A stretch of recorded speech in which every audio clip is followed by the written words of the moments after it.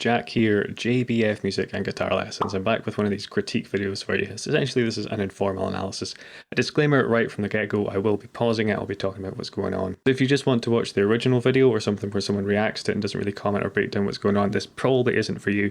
However, if you'd like some sort of insight as to what's going on, maybe learn something along the way, then stick around. On that note, I'll also break down some of the licks, ideas or concepts that we come across here, which you can find with the aptly named timestamp. If you want to see more of this stuff, do the old subscribe and enable all notifications thing. If you like it, leave a like and a comment. If you dislike it, feel more than free to leave a dislike, but if you can let me know specifically what you don't like, I can take it on board and maybe try and do something about it. Before we kick off here, I've already checked out a Bandmaid video. It was the first one I watched. The song is Domination. You can check out with the eye up there. So I just want to give a shout out to the user Tiny Hat for suggesting I do that. And that video got a really overwhelmingly positive response. So I just want to say thanks for taking the time to watch it, leaving the likes and the comments. The comments in particular were great. You guys were so informative and gave me so much insight that probably would have taken me hours and hours of Googling to get like a smidgen of the information I managed to get. So just want to say thanks for that before we get to this one. To decide which one to do was a bit tricky because there were so many suggestions of songs to look at, but I basically took all the suggestions, put them in a Word document, and then tried to find the most common ones. Control F is your best friend in these situations.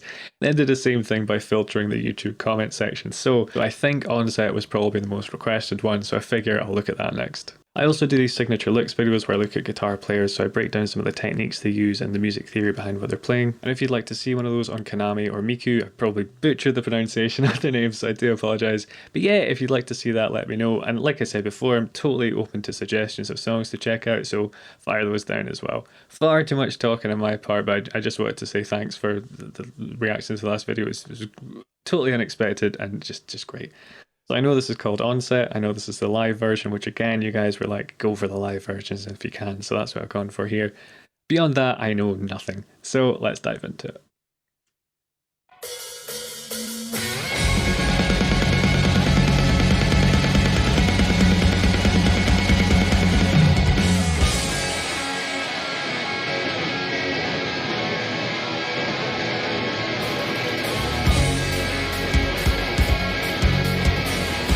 Okay, so immediately there's a lot of comments saying the styles are very different song to song or album to album. I was expecting it, but this is a lot more post-rock so far than I thought would be. The Domination was a bit more kind of industrial, a bit more poppy, a bit more dancey. I'm interested to see where this is going because the intro itself was a different tempo to this bit here, so within 19 seconds of playing we've already had quite a dramatic shift and this cool little riff going on. Really liking the interplay between the guitars as well. With my hands here, so I've got my monitors here, I've got my right one there, my left one there, so I can hear really clearly the lead coming here and the rhythm here, and there's a nice kind of weaving interplay, as I say, going on between them.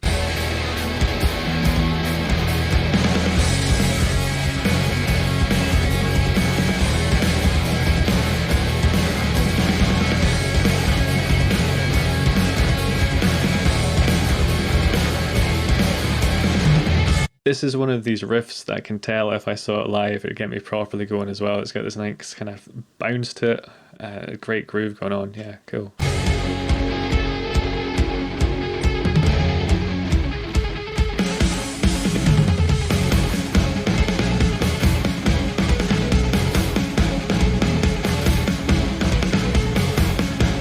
So what I think is going on with the lead guitar just now is an effect called delay, and what it sounds like it's set to is being either an 8th note or a 16th note. So basically you play a note once and then the delay plays that note back at you, so you get this really kind of nice, almost like synthesizer kind of sequencer type sound.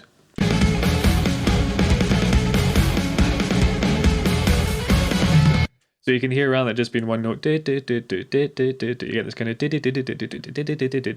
so the repeat of each of those notes that's played once is the delay imitating it and playing it after. The thing with the delay pedal is you need to make sure the band's playing in time, otherwise, because you can imagine if your delay tempo is set to a different tempo from what the song's at, it's going to be a disaster. This is sounding really good so far, and of course she's using a little bit of light palm muting to just clean things up. It makes the note more staccato, so rather than having the notes kind of bleed into each other where you can't really hear the delay, if they're really nice and pronounced, it pops like this.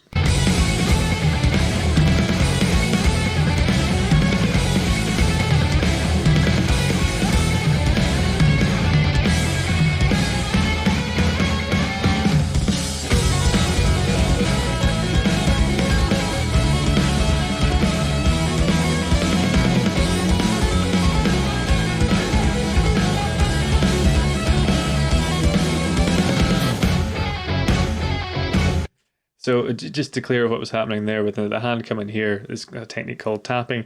And again, it's a cool way of getting one of these almost like kind of synthesizer type sounds. And that's a definite vibe I'm getting from this band, is that they're kind of like mixing a slightly electronic aesthetic with a more kind of powerful, visceral rock band, which is something myself I really like. I think in the last video I'd mentioned The Prodigy, so again, this is kind of up my street.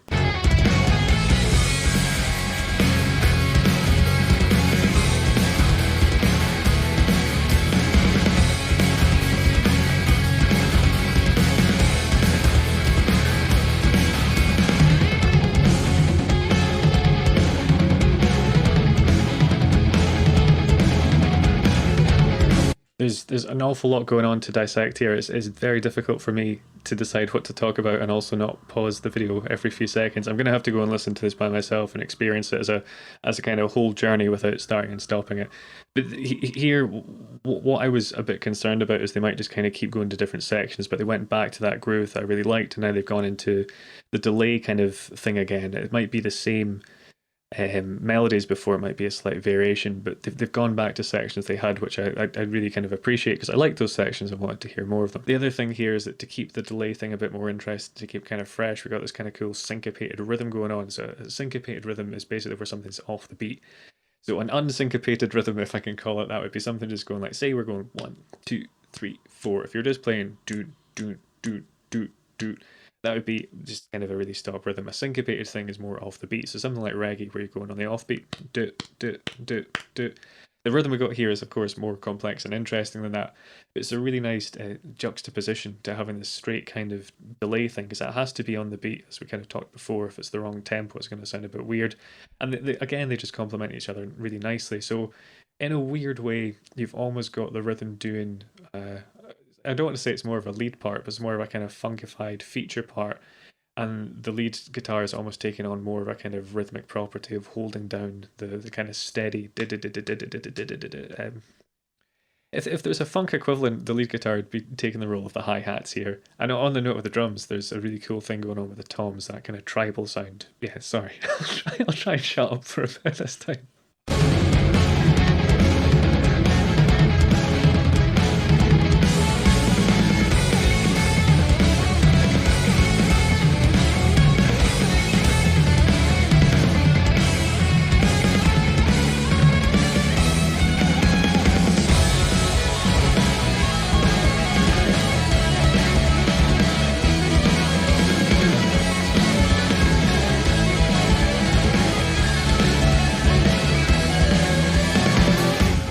There was a really nice thing happening there. So on top of the tapping, it sounded like the rhythm guitar was doing what we call octaves. So you're basically playing the same note but pitched higher. And it's used in pop punk a lot. It's a really nice way of getting a melody while still not kind of competing too much with any other lead part. So you can get this kind of slight interweaving sense of melody without the two parts like competing for audio real estate, if you want to think about it that way. Like if you have two people soloing, a lot of the time it just sounds like they're stepping on each other's toes. So that's a really nice technique in terms of composition or songwriting to get that extra layer of kind of melody in there, particularly if it's a song like this without vocals.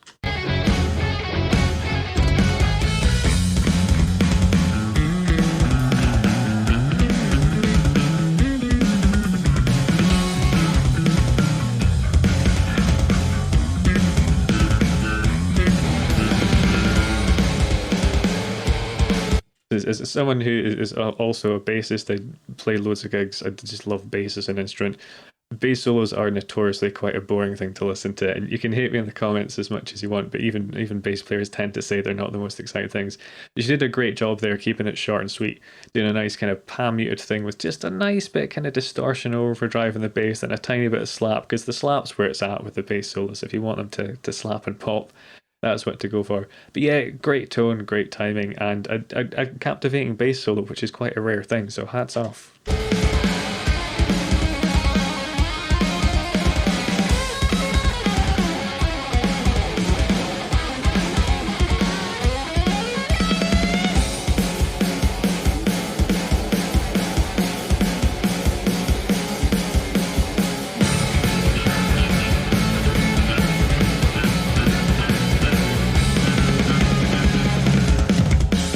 That bit, I quite like that they're giving everyone a party piece. I think they had a small amount of that in Domination as well. But there, even that little bit was very kind of dancey, like 90s dance music, which again, it's a guilty pleasure of mine. I suspect we're going into a drum solo here, so let's have a look at that.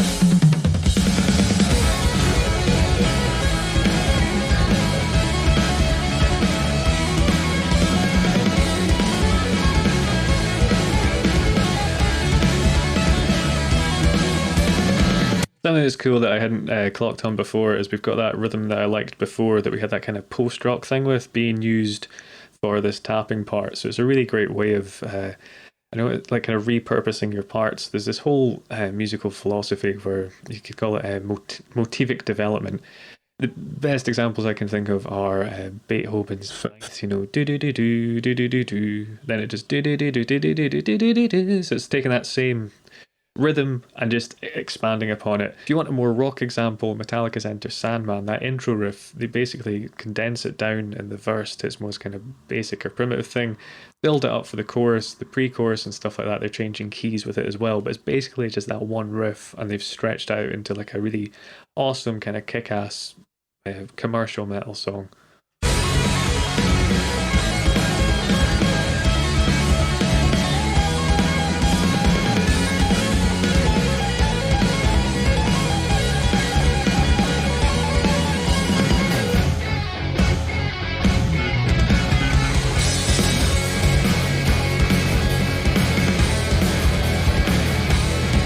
And we've got to return to that kind of post-rock kind of theme that I really like from before.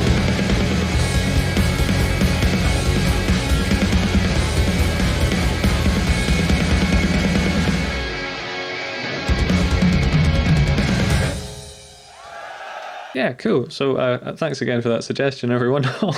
So point to the Bandmaid fandom there. I think you guys picked a really good song for me to check out as the second one. As I say, I do want to listen to it just kind of by myself without stopping it so much and experience it as a sort of a journey, but I still really enjoy that. I was really interested to see how they tackle an instrumental, because from what very little I've heard of them, they really struck me as like band musicians rather than kind of virtuoso soloists. And not to say that they aren't highly competent players, because they all are. That's not easy stuff to play, and to play well is, you know, difficult as well. To articulate it in a non-musical capacity, this is the best example I got was from one of my teachers, guitar tutors way back. And he basically said when he played football or soccer for transatlantic cousins there, he could do all the kind of trick shots and the keepy uppies. That's like keeping the ball in the air and do some kind of fancy footwork stuff. But if you put him in a team, he was useless. He could do these kind of tricks, a bit like a show pony, right? But he wasn't really a team player. And he was saying as a musician, he was the opposite. He was a great guitarist, but incredibly humble in that regard. But he'd say he's more like a band player, so he couldn't really do the kind of Steve Vai kind of soloist stuff, and he didn't really want to do that, but he just liked playing with a band and locking in. And that's the impression I get from these folk as well. So I was interested to see how they'd take that kind of band playing mentality where you're kind of the band itself is greater than the sum of its parts, and apply it to an instrumental thing, because sometimes instrumental music is essentially like a vehicle for kind of someone to show off. And I say this as a guitar player who loves instrumental music, so but yeah, cool. I'm going to grab my guitar, I'll break down some of the concepts and stuff that were going on here. I think probably tackling the delay, maybe some of the tapping, and perhaps syncopation as well.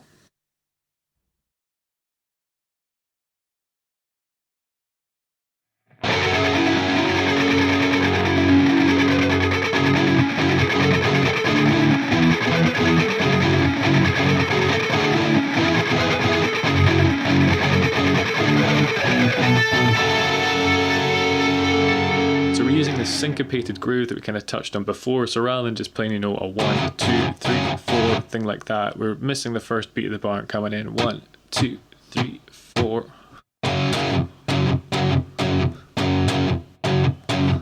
So slow that down a bit. 1, 2, 3, 4.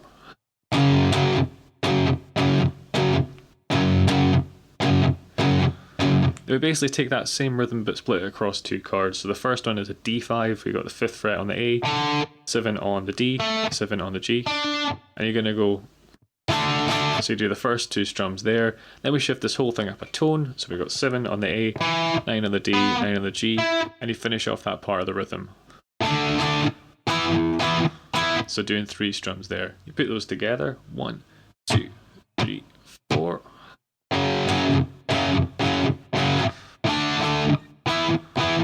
Repeat.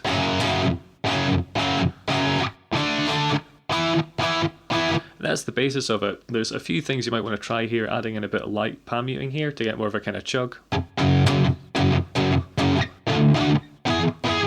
And you might also want to try playing these as major chords. I'm just barring my 3rd finger across the 7th fret for the first one, across the 9th fret for the second one here, because it sounds to me like the major 3rd's in there, but it's quite quiet.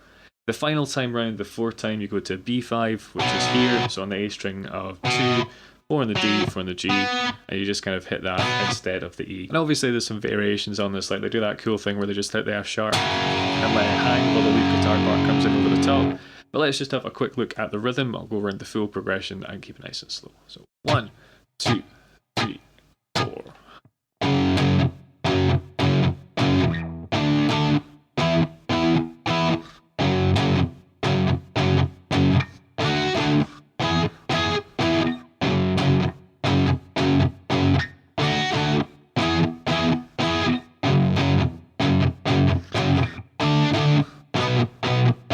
And if we have a look at the lead part, I'm just going to play the notes first, I'll break down what's going on, and we'll put the effects on top of it so you can hear how the whole part kind of comes together. So you have this thing. Now I should mention she varies this a bit, so it does start off just being and repeating that. Then after a while she varies it going higher. So play those slowly back to back. You have the first part.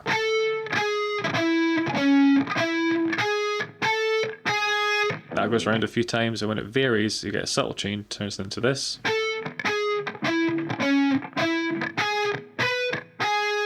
So to break down the notes, the first pattern we've got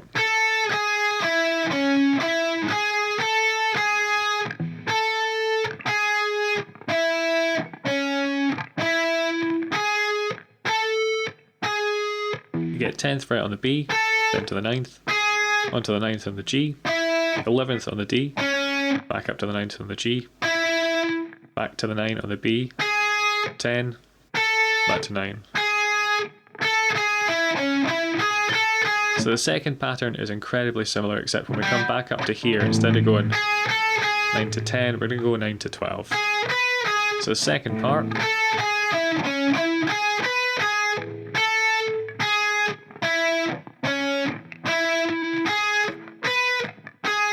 So hopefully you can see it's almost identical. 10 to 9 on the B, 9 on the G, 11 on the D, back up to 9 on the G, 9 on the B, and up to 12, back down to 9. The final variation that I'm going to look at here is kind of coming out of it, so she sort of goes up the scale like this. So all on the B string, 10, 9, 10, 12, 14, 12, 10.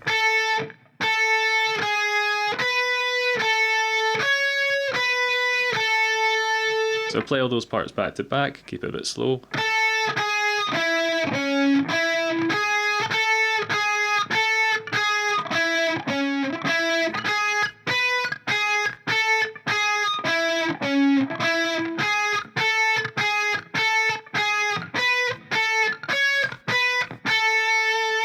Now obviously the part's a lot longer than that, but those are the building blocks that make it up. Alright, so I popped the delay on, and this is the kind of voodoo magic sauce over the top. This is a really quite fast delay. The tempo's at about 139, so I've got my delay set to 108 milliseconds. It's like a 16th note thing. So even though I hit the strings once, there'll be an extra noise after it, and that's the delay. So I'm just playing once here, but the delay's making essentially an echo of the part I'm playing. When you put that on top of this part here,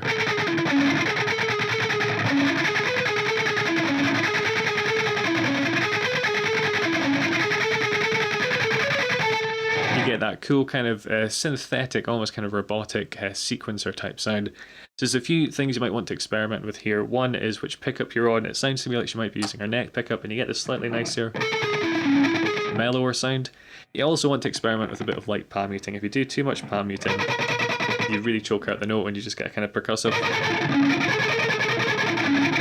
You can also bend the pitch by pushing too hard like I'm doing there, but with just a light bit of palm muting, can really help clean it up. The other thing is to play the notes quite staccato with your left hand as well.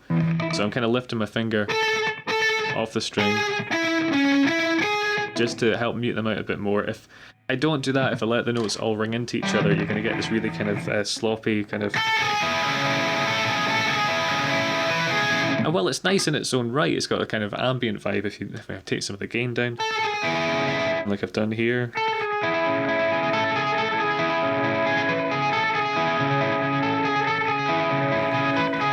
It's nice, like I say, it's more of a kind of ambient, relaxing sound. But if you want it to sound like it does in the song Onset, you want a bit of dirt on the signal, you want to mute with the left hand, mute with the right, keep it nice and tight. The other thing to point out here is it's quite often common to play all these things with downstrokes. Like in terms of proper guitar technique, you don't normally want to alternate pick, so down, up, stroke, so downstroke, upstroke.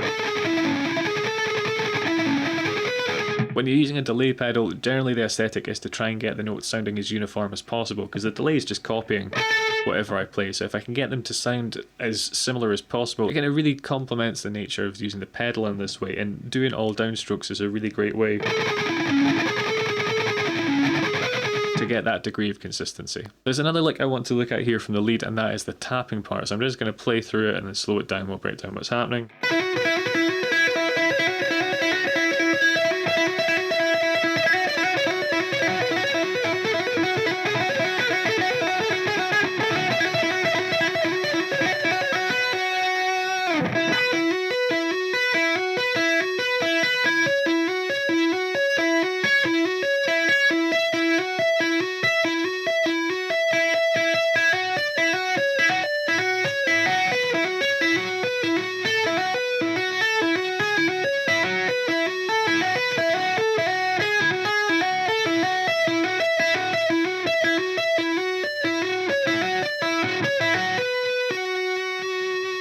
Although this looks quite flashy, tapping isn't actually too tough a technique once you get the basics down, and this is a sort of lick that is actually much easier to play at high speeds and slower down. I really kind of struggled to play that at half time, because there's stuff that you do just intuitively tapping that makes sense. So I'll break down what's happening there anyway. This whole lick is on the B string, and what we're doing is tapping the 12th fret, pulling off to the 5th, hammering on the 7th. If you're wondering what my thumb's doing here, it's just resting over these bottom 3 strings to mute them out. It's not an essential thing to do, and don't let it put you off. I'm not doing anything, holding down any fancy notes or anything like that. It's just this move here. And you have that move 4 times. 1, 2, 3, 4. Then you're going to tap on the 12th fret, pull off to the 5th, tap and pull off to the 5th. So you're not doing the hammer there, you're not going... I thought it was there intuitively when I first did this lick. I was going... and just speeding up this finger, but she doesn't do that. It's right, same idea, but we just tap on the 14th fret, pull off to the 5, hammer onto the 7, again 4 times. Then this tap 14 pull off to 5 thing. So you have same idea, but tapping at the 17th fret. And we're going up to the 17th fret, tapping that, pulling it off, same thing, 7 to 5 hammer, down to the 15th fret, again, pull off, 7 to 5 hammer, tap the 14th fret, and just pull off. You can squeeze in a hammer there if you do it intuitively, it's not going to matter too much, but you don't want it to be the same length, so you don't want... You want that hammer to be quick if you put it in, or don't do it at all. Right? Then we're doing a similar idea, but just kind of moving down through the scales, so tapping the 15, sorry. Again, the same pull-off things. I'm going to stop saying the same pull-off thing because we're doing that every time, right? 14. Then 12, you want to just tap that and pull off straight to the 5th. So you have...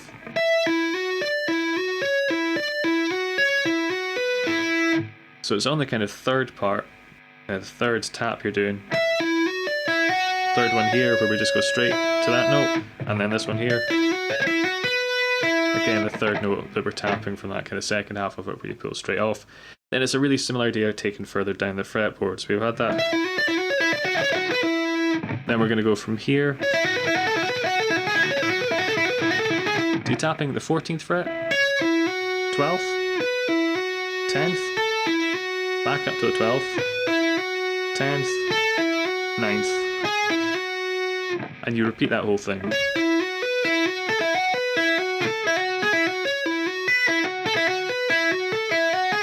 So this is another one where you can hear on the kind of third tap again, you can squeeze in that hammer like I did there when I'm going. So doing that really quickly. Or you can just pull straight off to this note, which is probably what she does.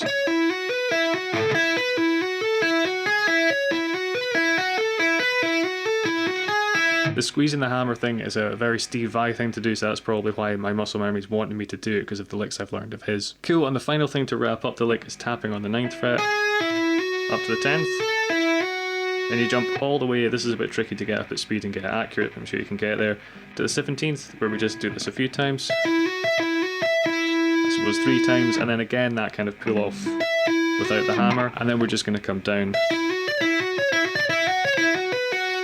And then obviously it goes into a different section. So that final bit.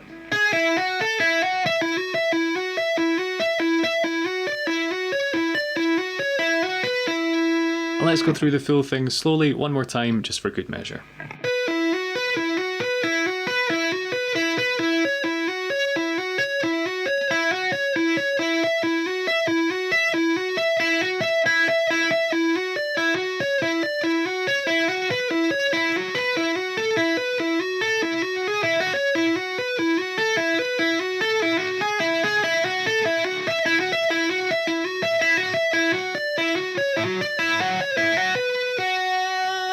If you enjoyed this, you can check out the playlist there or the other Bandmaid reaction I've done there. Hit subscribe if you want to keep up to date with the channel, do all the notifications thing and stuff like that. But take it easy, guys.